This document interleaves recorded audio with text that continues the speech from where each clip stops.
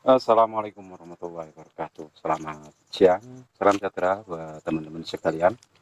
Hari ini ya saya akan coba untuk sharing sedikit mengenai barcode apa saja atau QR code tepatnya yang bisa kita scan baik untuk kebutuhan transfer ataupun untuk pembayaran, beli makanan, kedai ataupun di warung-warung kopi saat kita beli makanan atau minuman.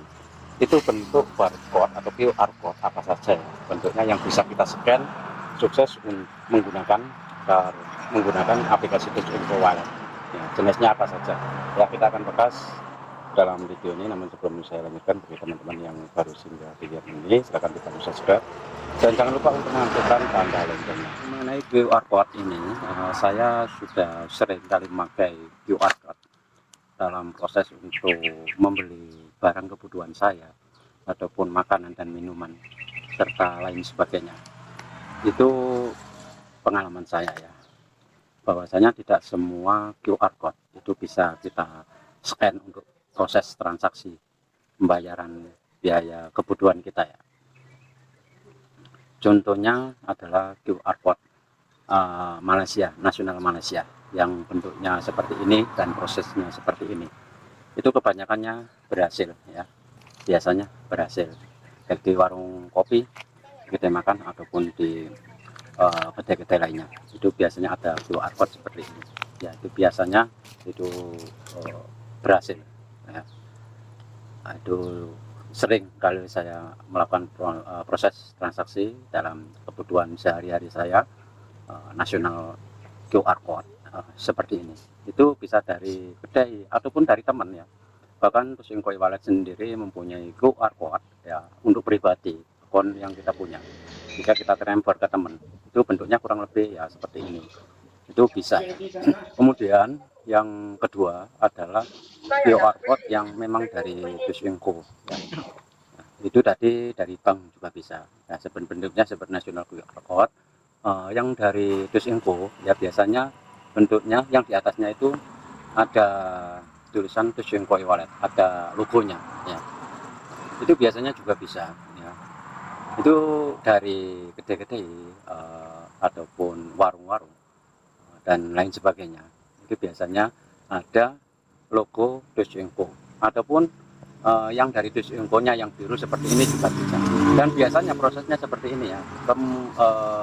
Kebanyakannya itu berhasil ya. Jika akun kita memang nggak ada masalah, itu proses scan-nya akan juga lancar ya. Itu dua QR code yang bisa kita scan ya. Yang ketiga yang bisa kita scan dan bisa kita melakukan proses untuk transaksi adalah QR code dari negara-negara yang bisa kita buat untuk pembayarannya. Misalnya salah satu contohnya adalah Kris, QR code dari Kris ya, Indonesia ya. Itu juga bisa. Ini saya juga sudah mengalami pengalaman ya, saat pulang kemarin itu saya scan pakai QR code atau scan pakai aplikasi Tusinko e-wallet dengan QR code dari Kris ya, itu juga bisa. Tampilannya juga langsung dalam bentuk sudah dikonvert ke dalam bentuk rupiah ya, dalam aplikasi Tusinko itu sendiri, dan alhamdulillah berhasil. Itu 3 QR code. Sedangkan QR code dari e-wallet seperti Instapay, Waze, kemudian BigPay, kemudian ShopeePay, itu semuanya mempunyai QR code ya. QR code ini jika kita scan secara langsung dari aplikasi Tusinko e-wallet ya, dari e-wallet ini saya sudah coba beberapa kali juga nggak bisa dan selalu gagal ya. Artinya itu kegagalan di dalam proses untuk scan dalam proses transaksi menggunakan Tusinko e-wallet yang berhasil dan tidaknya ya. Mana tahu teman-teman yang mempunyai pengalaman di dalam proses transaksi menggunakan Tusinko e-wallet ini, teman-teman bisa sama-sama sharing, komen di bawah video ini ya. Tentunya harapan saya semoga video ini berguna. Jika ada yang perlu teman-teman tanyakan, silahkan komen di bawah video ini ya.